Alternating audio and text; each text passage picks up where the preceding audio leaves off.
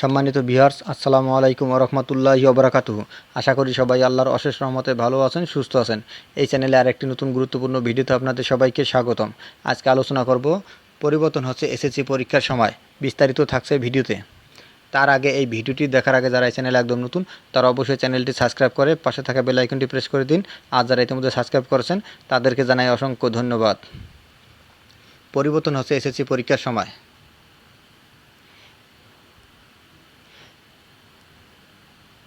প্রচলিত পদ্ধতিতে প্রতি বছর ফেব্রুয়ারিতে এসএসসি ও সমমানের পরীক্ষা নেওয়ার একটি ধারা গত কয়েক বছর ধরেই চলে আসছে।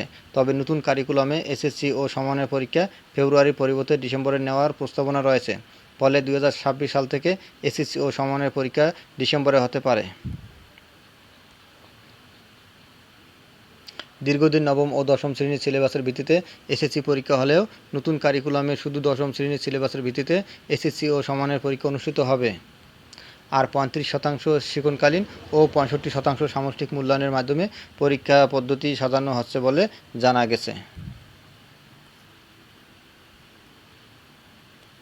এছাড়া দশম শ্রেণী পর্যন্ত সব শিক্ষার্থীকে পড়তে হবে অভিন্ন 10টি বিষয়।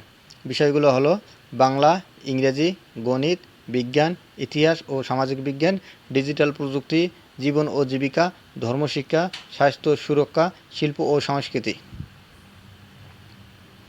এ বিষয়ে এখনও চূড়ান্ত সিদ্ধান্ত আসেনি জানিয়ে বাংলাদেশ আন্তঃশিক্ষা বোর্ড সমন্বয় কমিটির সভাপতি অধ্যাপক তপন কুমার সরকার সময় সংবাদকে বলেন, বছরের শুরুতেই এসএসসি পরীক্ষা না নিয়ে বছরের শেষে নিলে শিক্ষার্থী শিক্ষাবর্ষ পুরোপুরি ব্যবহার করতে পারবে।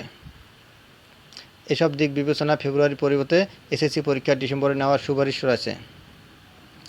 তবে তা এখনও চূড়ান্ত না, চলতি মাসে চূড়ান্ত বৈঠকের পর তা বলা যাবে। ধন্যবাদ জানিয়ে বিদায় নেওয়ার আগে আবারও অনুরোধ জানাই, যদি ভিডিওটি ভালো লাগে এবং সর্বশেষ আপডেট ভিডিও পেতে চান তবে অবশ্যই চ্যানেলটি সাবস্ক্রাইব করুন। ধন্যবাদ সবাইকে।